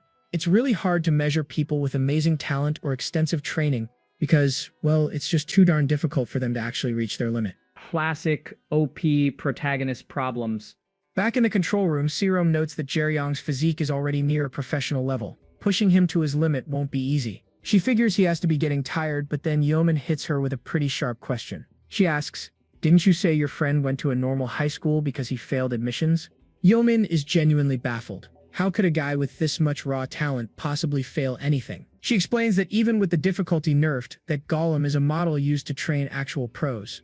Jerong didn't just win, he read its patterns, dodged a few times, and then found the perfect opening to counter. Yeoman is completely floored. He's insane. His senses alone are better than the average pro. This kid is a monster. Serum looks totally stunned, asking what this means for the measurement. She is in way over her head. Yeoman admits it's complicated. The problem is simple, really. Jerong hasn't even broken a sweat yet. She decides they have to raise the difficulty, but Serum knows a little bump isn't going to cut it. So Yeoman suggests the nuclear option. Disable safe mode and run the simulation at 100% power. But Serum immediately shuts that down. Taking off safe mode for a non-professional is a straight-up felony. Serum throws her hands up in frustration. Then how can we measure his limit? Yeoman has absolutely no idea. Yeoman admits it's a first for her. Suddenly, a voice from behind her snaps, "I don't pay you to do that stuff." Oops, they're busted. A tall blonde elf walks in, asking why they're using the lab without a report. It's Zeke Esker Serum, the director of research. Serum nervously calls him uncle, noting he doesn't usually come in on Sundays. Worst timing ever. Zeke's expression is ice cold. He hopes whatever they're doing is worth going to prison for. Yikes. Serum quickly takes the blame, insisting she asked for this, but Zeke is not impressed in the slightest. He scoffs, asking if that's an excuse. Then he hits her with, "This is your father's place, not yours." Ouch. He finishes by telling her there's nothing she can take responsibility for. Man, this family has issues. Yeoman realizes the rumors were true. Her maternal uncle has been cold to Serum since she was a little kid. He has always treated her this way, even though she never did anything wrong. What a complete jerk. Yeoman wonders why he's giving them such a hard time when other adventurers use the facility on weekends constantly. Then Zeke's attention is suddenly caught by the monitor. "Hello? Is there a problem?" Jerong calls out. He turns to Serum. "Who is that? Someone on your level?" A little bit of a jab there. Serum quietly replies that it is just her friend. Nothing to see here. Yeoman quickly explains the situation. He failed admissions, lost his data, and Serum was just trying to help. Zeke considers this, glancing at the completely disabled golem on the screen. The gears are turning. Alright, I'll do it. His sudden declaration shocks both women. Wait, what? A confused yeoman asks what he means by that, but Zeke is already walking towards the exit. You said the golems in safe mode weren't enough. I'll go down and face him myself. Oh, it is about to go down. Down in the arena, Jerong is completely unaware of what's coming. Sometimes, when a test subject's limits are too high, a battle against another adventurer is arranged. In this case, an opponent who is several levels higher. Zeke strolls into the chamber. It's sudden, but I'll skip introductions. I don't have much time. As Zeke cracks his knuckles, Jerong has no clue who this guy is, but his danger senses are going absolutely haywire. Looks like you understood the situation, Zeke says calmly. I'll be your opponent, so try your best. No pressure. Jerong is hit with a chilling sense of deja vu, remembering that overwhelming villain from the dungeon. This is the first time since then that he's faced an opponent he felt he had no chance of winning against. Jerong grips his staff, sweat dripping down his face, and accepts the challenge. Come. Zeke simply waves a hand. There's no need to worry about my safety. The absolute disrespect. Without a moment's hesitation, Jerong explodes forward, rocketing across the room with a powerful spear thrust. Bam. But his opponent, Zeke Esker, doesn't even flinch. He just calmly raises a single hand to meet the attack. And Jerong is in for a rude awakening. This guy isn't just some executive, he's Korea's 7th-ranked adventurer. That makes him a white class, one of the top 10 strongest fighters in the entire country. Jerong is putting everything he has into a single, overwhelming attack. He unleashes a massive wave of pure energy, a full power strike meant to blast an opening right through him. But even as he throws everything he's got, Jerong can't see a single flaw in Zeke's defense. Zeke, on the other hand, is completely unfazed. Jerong's now thinking that if there is no opening, he will just have to make one himself. Jerong's strategy is as simple as it gets, my friends. One massive strike with his full force behind it. The plan is to attack the opening that's created when his opponent is forced to dodge. But here is the thing. Zeke does not dodge. He just catches the spear with his bare hands. He really said, nah to momentum. Jerong is completely stunned. His brain just short-circuited. How is this even possible? Zeke looks at him with pure disappointment. You are much more frivolous than I thought. Before Jerong can even react to that sick burn, Zeke pivots and sends a powerful kick right into his side. Wham! Even Zeke is reeling from his own attack. The impact sends our boy tumbling across the entire arena floor. He lands hard, struggling to even process what in the world just happened. Zeke questions his tactics, wondering if he is only this reckless because it is a simulation, or if he is just genuinely that dumb. Either way, Jerong's brain is clearly running on trial mode. Zeke tells him, it is quite an idiotic choice you have made. To add insult to injury, he points out that Jerong's spear clattered to the floor. And you have even dropped your weapon despite not losing your consciousness. Jerong can only watch in horror, a single bead of sweat rolling down his face. He quickly scrambles to his feet, trying to grab his weapon back from Zeke. Zeke's patience is wearing thin. He warns Jerong that he has already allowed 2 mistakes. He basically tells him to quit his dream of being an adventurer, because one more screw-up and he is sending him home. Jerong retakes his stance, finally acknowledging the pure hostility coming from this guy. He grips his weapon tightly and charges forward once again. Zeke notes that he is using the exact same attack pattern as before, a predictable mistake. But just as Jerong plants his foot, he completely changes his tactics. Zeke's eyes widen ever so slightly. He did not see that coming. Instead of a direct thrust, Jerong unleashes 2 sharp-ranged energy slashes. Zeke sidesteps them easily, dismissing the move as a standard feint, not nearly enough to challenge him. But Jerong just grins from behind his helmet. I am sure you are not satisfied. He then reveals, that was just the beginning. This time, he channels the energy not from the tip of the spear, but near the blunt part, and he fires off a concussive blast of pure, raw energy. The totally unexpected move actually catches Zeke off guard. Forced onto the defensive, he is barely able to avoid the volley of attacks. You can see quiet resolve on Zeke's face. Not bad. Alright, playtime is over. He clenches his fist, deciding to finally get serious. An immense pressure explodes from him, his entire aura flaring to life like a supernova. Back in the control room, the watchers are losing their minds. Is this a battle between pros? Jung Yeoming cannot believe it. This is the guy who could not get into any other school. Anyway, she says that our boy is not perfect, not by a long shot. Serum looks at her, completely confused. What is wrong? Yeoman explains that Jerong has a detrimental, almost fatal weakness. Yeoman said Serum is actually way better off in that one department. Meanwhile, back in the arena, Zeke is going all out. What the heck is wrong with this kid who can fight him on equal grounds? Zeke closes the distance in an instant, smashing his fist directly into Jerong's guard. Jerong is barely holding on against the absolute onslaught. Yeoman gasped from the control room. Oh my. He lost the lead. Crack! The force of the blow cracks his helmet's visor wide open. Jerong grunts in pain, his teeth literally glowing with contained energy. But despite that powerful blow, he somehow manages to keep his feet and hold onto his weapon. Zeke is slightly impressed. At the very least, you managed to keep control of your weapon. Jerong shouts back that it should be a given, just as Zeke lands another brutal punch right to him. Lesson learned, less talking, more dodging. Boom. The impact sends a massive shockwave across the entire arena. Even the walls are like, hey, chill. Yeoman just remarks that the chief is something else entirely, even while holding back this much. Sarum just watches silently, her expression completely unreadable. Zeke tells a completely defeated Jerong that there is no need to think about his loss, as it was always inevitable. That's the kind of loss you think about in the shower later. He calls the journey to accepting that loss pitiful. Man, this guy is harsh. The reason for his loss? Both Zeke and Yeoman realize it at the same time. He completely lacks basic training. Sarum is lost, questioning what they even mean by basics. Yeoman explains that while his talent and battle sense are off the charts, his stance and fundamentals are so bad it is like he has never been trained a day in his life. She admits she is disappointed because with his insane talent he could have been so much stronger with just a little training. Wasted potential is apparently her biggest pet peeve.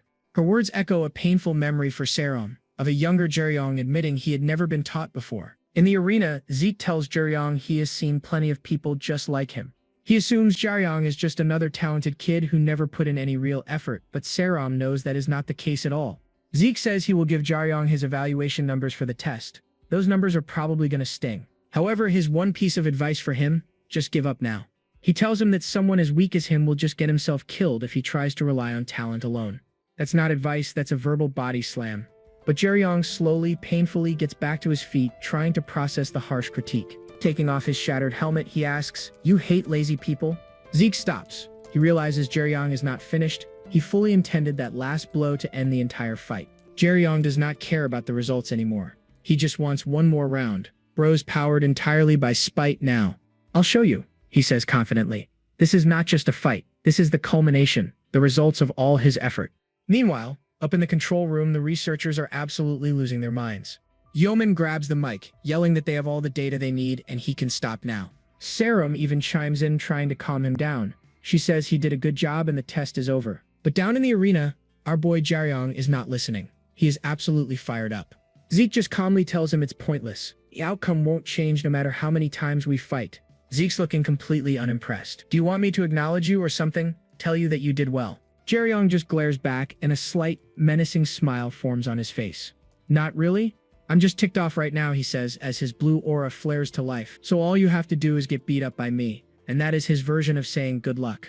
But you see, his reason for being here wasn't just some simple transfer evaluation. Without a teacher, Jerong had to learn everything himself, grinding from level 1. However, thanks to his natural talent, he managed to make up for his lack of training. The guy basically speedran the tutorial. On top of that, his real-world combat experience let him fight freely and effectively. But despite all this miraculous progress, he never felt like he was better than anyone else. In fact, most of the adventurers he met were total fakes, and were actually weaker than him.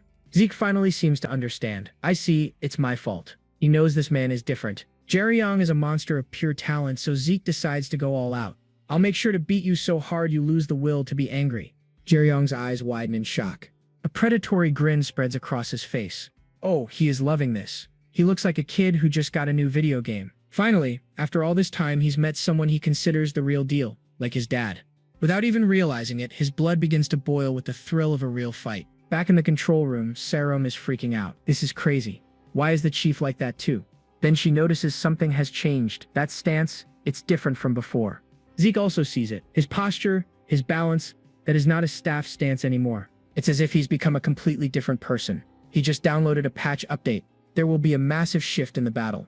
Jerong explodes forward, spinning his staff in a wide, powerful arc. Whoosh! He unleashes a furious strike, aiming right for Zeke's head. The attack is so fast it leaves a small cut on Zeke's cheek as he dodges. First blood. Yeoman gasps in shock from the control room.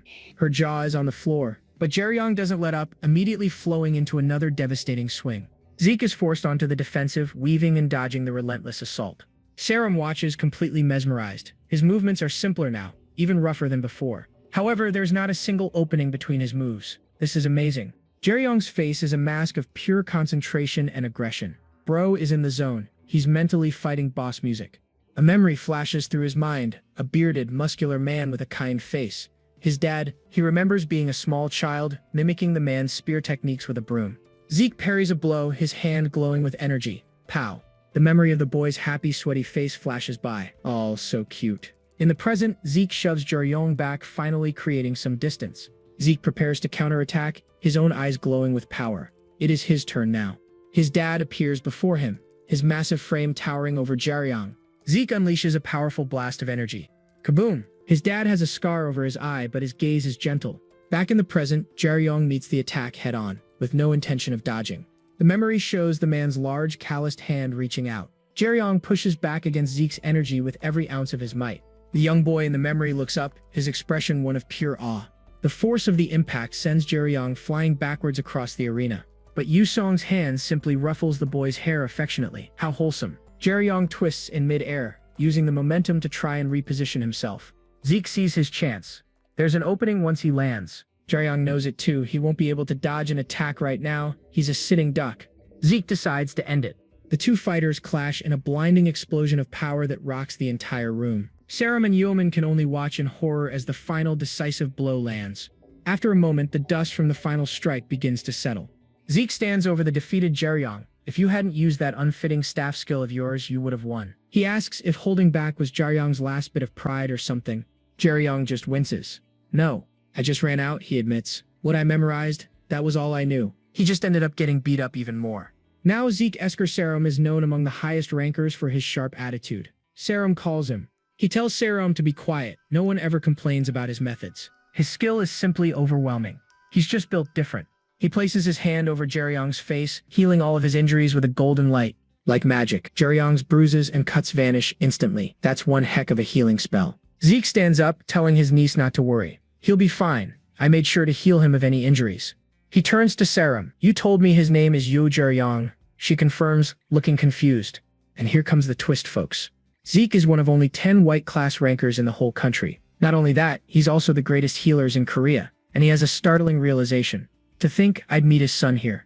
We cut to a rooftop parking garage with Zeke. Someone's grumbling that he should have sent a text message if he was going to be late. They're going to be late for the briefing again. The driver just smirks, pointing out that everyone already assumes he's the reason they're always late. Oh no. Zeke just says something came up, playing it cool as always. His buddy heard he was dueling some kid. He figures it must have been a whole gang for Zeke of all people to be delayed. But then he notices something, his eyes go wide and his pupils turn red. The guy lets out a scream like he just saw a ghost. On the side of Zeke's face is a small cut. The fight left a signature. Zeke just stares back at him, completely unimpressed by this drama queen performance. His friend leans over, pointing like a madman. The thing on your cheek, is that a cut? Zeke deadpans. What else would it be? I love this guy's energy. Zero fricks given. The driver is losing his mind. He guesses the kid must have been 16, maybe 17 years old. Zeke confirms it. 17, and he's trying to get into Warrior High this winter. His friend notes that nobody has passed the winter recruitment in the 3 years he was there. It's basically impossible. And then it clicks. This 17-year-old kid who doesn't even have an adventurer ID managed to land a hit on Zeke Esker Serum. He mutters that the young ones are getting scary. It's kind of funny. Zeke says it's not fair to compare humans to elves, but he's sure there's no difference between this new guy and Jerong. Okay, that was the wrong thing to say. The driver gets all offended, puffing out his chest. He's Kang Jeon-ho, South Korea's 19th ranked black class. He flips a switch on the console, adding smugly, I'm sure I have the edge on him. That confidence is begging to be humbled. Zeke just sighs, probably wondering why he's friends with this guy. He changes the subject to the new car. Jeon-ho says it just arrived and cost him $3.5 billion. Casual. Zeke just pretends he didn't hear that. Jeon-ho keeps boasting that he's got the edge in age and talent. We'll see about that, buddy. Meanwhile, back at the lab, Jerong is passed out on some fancy sci-fi medical bed. And he's up. Just like that, he sits bolt upright, totally fine. He looks at his hands, completely bewildered. All his injuries are gone. No pain, nothing. That healer magic is no joke. A voice calls out, "You're awake." It's Serum, asking if he seriously thought he could win that fight. Jerong admits he didn't. He just got mad and, hey, Zeke started it. He's not wrong. Serum is stunned. No way, why would my uncle try to fight you? Uh-oh, Jerong didn't know he's her uncle. She confirms he's her mom's brother and Jerong's brain starts spinning, trying to connect the dots. Serum hands him a mug, blushing a little. Jerong says it seems like she has a good relationship with her uncle. Jerong just scoffs. He figures Zeke was just a classic overprotective uncle, thinking some weirdo was hitting on his niece. And honestly, he gets it. Serum tries to defend him, but Jerong just gives a sarcastic "yeah, sure." He is not convinced. Just then, Yuman peeks in, all smiles. She's just happy to see our boy is awake. She asks if he's hurt, and he says he's fine. She beams, saying the healing probably fixed up some old injuries too. Bonus. Then she drops the bombshell. Our chief Zeke is the country's greatest healer. Jerong's eyes pop like popcorn. He can't believe it. The guy who mopped the floor with him wasn't even a fighter class? That's just insulting. Yeoman smiles, whipping out a tablet. I have your results, she says. The results pop up. Strength is B, stamina is A, agility is A. Serum looks at the screen, completely amazed. And what does our protagonist say? Is this good? My friend Serum's face says it all. What a goober.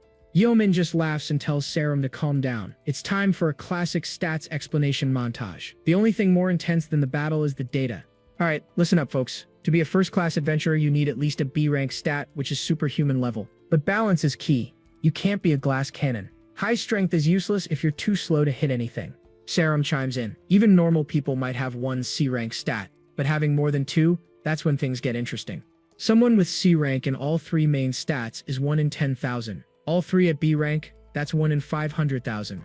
A true prodigy. She's losing her mind. Jerong's stats aren't just balanced, they're legendary. He's on the level of the absolute monsters who founded the whole system. Jerong just smirks. Should I tell you something interesting? Oh, you mean more interesting than being a 1 in a million talent?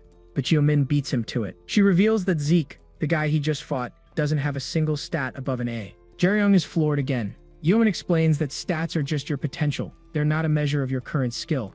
Without training, an A rank is no different from a D rank. It's the classic talent versus hard work speech. All that shine, zero polish. Things like battle sense, experience, and skill mastery are what really matter in a fight. Actually, she's seen plenty of adventurers close the stat gap with pure grit and determination. And it looks like that little speech hit home for Serum.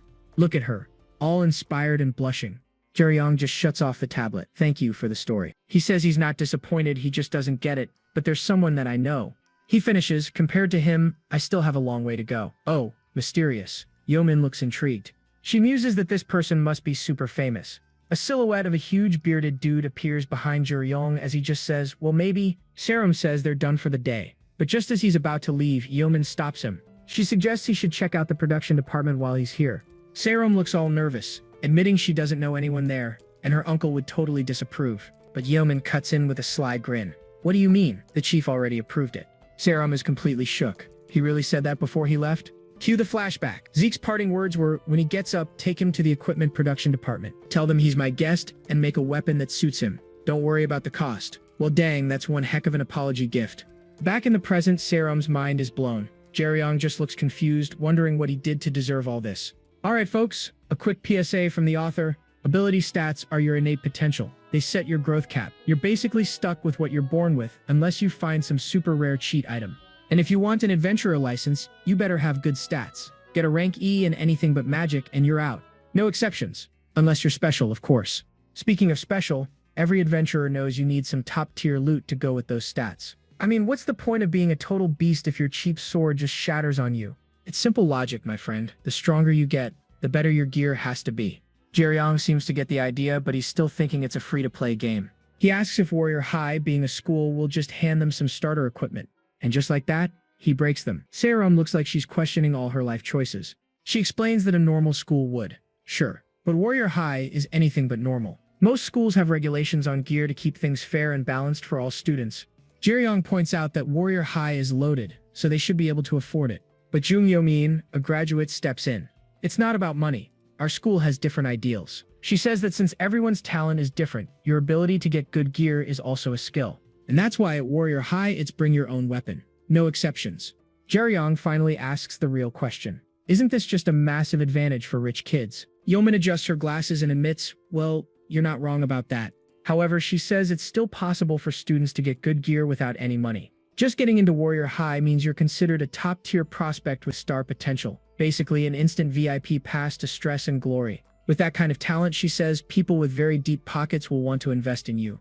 Once you're in, giant companies will come knocking, looking for the next big thing. They'll offer you modeling gigs, brand deals, and a cut of future earnings for some funding. She even flexes her own deal, boasting about her scholarship and a guaranteed job after retirement.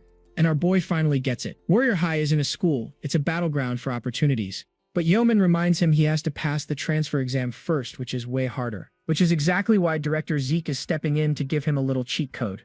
Yeoman says she sent his details ahead. Now he just has to go to the underground refinery. Good luck. As they head to the elevator, Jerong notes how weird it is that Zeke is helping him out. He realizes everyone is taking this super seriously, which prompts Sarum to admit that she was going to use her own money to help him. Jerong gets all flustered, which just annoys her. As they go down, Sarum explains that money isn't everything. What matters is who makes your gear. And the Jinsong Group's production department? Yeah, they're one of the best in the world. The elevator arrives, and Jerong mutters that it can't be that different. Famous last words. Because what they step into is a colossal underground forge called the Boiling Abyss. Seriously. Sarum gets her smug face on as Jerong starts sweating. This is way beyond his expectations. Suddenly, a gargantuan shadow rises from the forge and a single, massive red eye opens. Jerong knows Zeke sent them. The giant figure grumbles, "That darn Zeke, calling me on my day off." Jerong starts to panic, but Sarum quickly steps in. "Don't worry, he's the team leader here." The Titan just chuckles. Turns out he's Thunderhammer Argius, an elder Titan just chilling in Korea. Argius lights up a massive cigar and asks which one of them Zeke sent to bother him. Sarum tells him about the data they sent, but he waves it off as nonsense from humans. He says his underlings usually handle that stuff, but it's the weekend, so they're gone. But since Zeke himself made the call, Argius decides to handle it personally. Shall we begin? He glances at the case Jerong's carrying and lays down a terrifying challenge. "Try to hunt me, kid." Argius explains his policy. He won't make a weapon for anyone until they prove they're worthy. But after seeing the battle footage, he saw something special in Jerong, a true warrior's spirit. So he's impressed, and he changes the test. "Alright then, why don't you try beating me?" Sarum tries to object, but Jerong doesn't even hesitate. He powers up, declaring, "I never back down." Argius's eye widens as Jerong, covered in energy, lunges forward and unleashes a powerful strike. The attack is so fast it slices the Titan's cigar clean in half, but Jerong is totally stunned. Argius stopped the spear by catching it near his mouth. Then he asks, "Where did you get a weapon like this?" Jerong is completely baffled. He was positive his attack, the sharpest needle, was a critical hit. Sure, he's fought monsters he couldn't one-shot before, but this was on another level. This felt like he just tried to punch a literal mountain, a completely unmovable wall. Forget strength, it was like hitting something that wasn't even alive, just pure defense. Staring up at this hulking beast, he has to wonder what in the world is he even fighting. It has one eye and zero chill. Meanwhile, Sarum is having a full-blown panic attack. That idiot, he really went and did it. And she has another reason to be worried. It's time for a quick lesson on monster power levels, folks. A one-star monster like a mantis fly is just defined as being able to kill a human. Basically, any regular adult with a decent weapon could probably take one down. Easy peasy. For two-star threats like these cluster raptors, you need trained soldiers armed with guns. Moving up to 3 stars like a young Titan ape, you better bring armored weapons to even stand a chance. At 4 stars, you're talking about city-destroying nightmares like the Democulus. The casualties get so high that ground troops are told to just focus on getting civilians out of there. These guys are usually handled with long-range artillery and good old-fashioned bombing runs. But 4 stars is the absolute highest level the military can handle by themselves. Any monster ranked at 5 stars is on a whole other plane of existence that modern armies just can't touch. Even if they could win, the damage would be catastrophic and basically irreversible. To keep the losses down, that's when they call in the big guns. An attack squad of the best adventurers. And that massive Titan finally speaks. Just a simple hey. Sarum is visibly horrified now. The Titan then asks a very straightforward question. "Where did you get that weapon from?" But Jerong, ever the smart aleck, smirks back. "Did it hurt? Why so curious about my weapon?" The Titan, Argius, leans in. "I suggest you think about your response since I made that weapon myself." He stomps his foot, and the sheer power cracks the entire ground beneath them. Somewhere the floor warranty just expired. "So I'll ask one last time. Why is that in your hands and not with the person I made it for?" Sarum's mind is racing. If Argius made that weapon, it would have to be at least A+ rank. A weapon that strong should have been registered in the association database, along with its owner. That's not something a low-level smuggler could get. She starts to wonder, don't tell me he stole it? Jerong just gives a cheeky smile. "I don't want to tell you. Or better yet, what if I have no reason to?" Sarum absolutely loses it. Stupid. And Argius has heard enough. "I see. I'll take that into consideration." As the Titan lunges, only one thought flashes through Jerong's mind. Death. His brain skips straight to the end credits. He knows he can't dodge this. His only option is to block it head-on. The needle technique is useless here, and using swells to absorb it would be pure suicide. That only leaves him with one last choice.